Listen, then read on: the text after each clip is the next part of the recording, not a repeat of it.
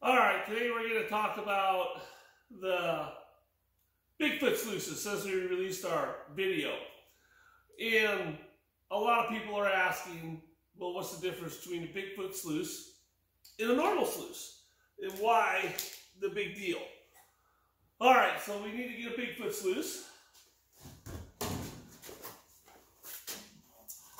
So this Big Foot Sluice is shorter, obviously, than our normal sluice. When we started Dream Mat, we picked the three normal sizes. 8, 10, and 12 inch wide, 3 foot long was the staple on the market to put the mats in. Because you gotta remember, the mat catches the gold. Not so much the box. Nice boxes are nice though. So, we made mats. Now, with what we've discovered, and we've known all along, is that the recovery rate in a Dream Mat is really good. And we move everything back upstream and break the back of migration, and we collect our gold up here. So there isn't a reason, a lot of times, if you're sluicing at a conservative rate, to have a real big long tom. And a real big long sluice weighs a lot, and so taking it out in the field means it's bulky. Well, if we can shorten this up, put it in a backpack, because our recovery's up here, we can use a shorter sluice. And the reason we call it the Big Foot Sluice is because now it's short and stocky like a big footprint, especially the 12 by 36. So, what we got going on is, with this box in its features, let's talk about that. So here's our regular 8 by 36. And we'll do it with a slick plate. And then we got our mini mat conversion, our mini mat one with a clamp in it. And what we got going on is, with these boxes, one of the things we're trying not to do is make the ultimate sluice box. That wasn't the goal. The ultimate sluice box wasn't the goal.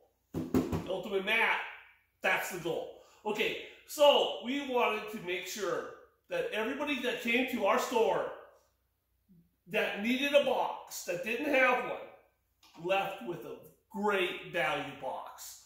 So we decided to make something very simple and elegant, not cheap, very good quality, but trying to take out what do we really need and what don't we need.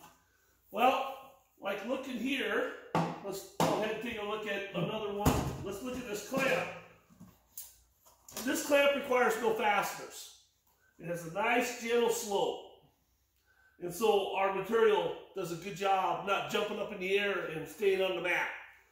It has a nice slick plate for feed and doesn't bunch up the material right before the clamp. So it has a nice feed for and notice this clamp is just used with the original Vortex mat.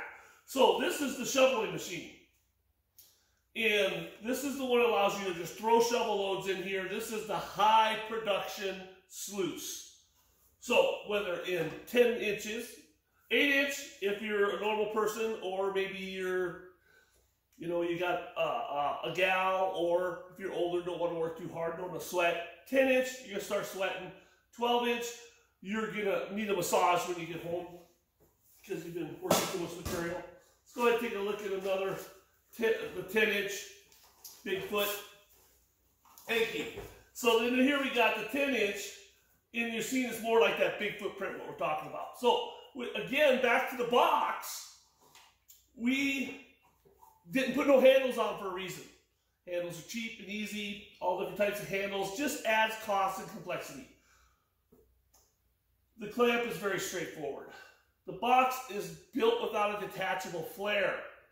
We wanted to make it so simple that we could take the cost at that great value and allow for the customer to get as much as possible out of their purchase.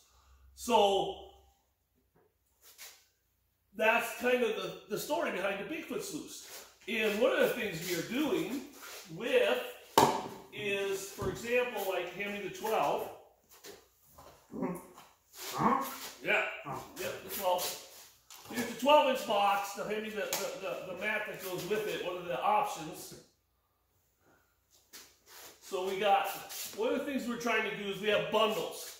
This isn't an actual bundle, but we have a regular vortex and a mini mat together as a bundle.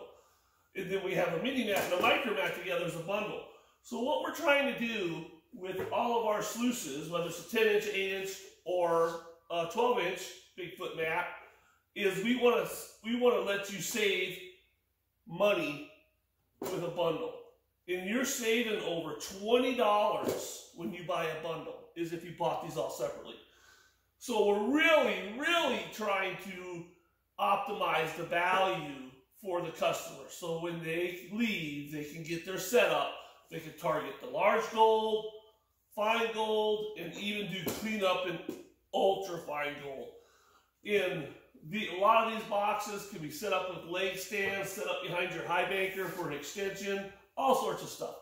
So that is the gist behind the Bigfoot sluice. Really is trying to get the customer in a shorter sluice, which is less money in aluminum, a shorter mat, which is less money in mat, and we know the front row gold, the recovery is going to be up here if it is basically done conservatively, or which is kind of an oxymoron, because conservative for the dream mat is high speed for the old traditional sluices.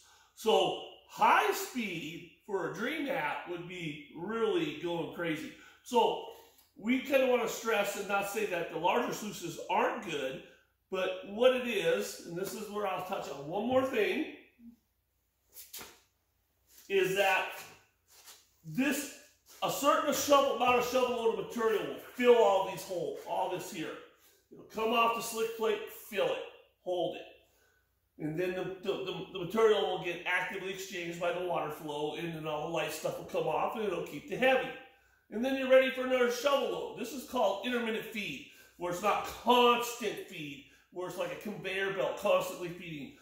This sluice mats are designed for intermittent feeding. So basically, we shovel load, we gauge how big our shovel load is, we see it go onto the mat, and we don't see stuff come right off, except for maybe some light rocks.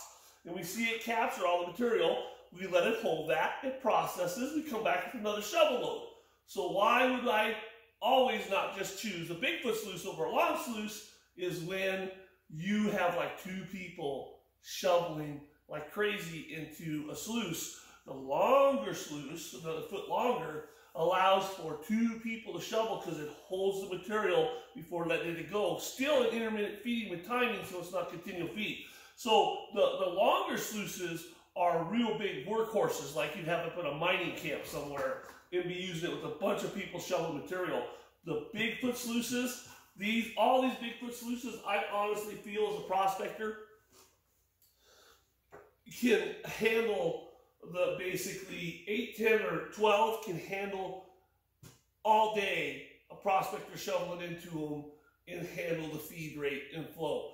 I usually clean up in between snack breaks and at lunch and stuff like that, but there has been times where I have gone over 6 hours on a sluice without cleaning up, and I felt comfortable with looking at it that I wasn't getting gold loss. So, you know, cleanup's always a good thing to do. It is never a bad thing to do, and most people want to see if they're on the gold or want to check it out. They're curious. They want to take a break and drink a beer, of course. But telling you what, these Bigfoot sluices are designed for value. So if you want to fancy your box, go for it. But remember, get the mat, because one of our sayings is, what's in your box? Anyways, so that right there is what the Bigfoot sluices are all about.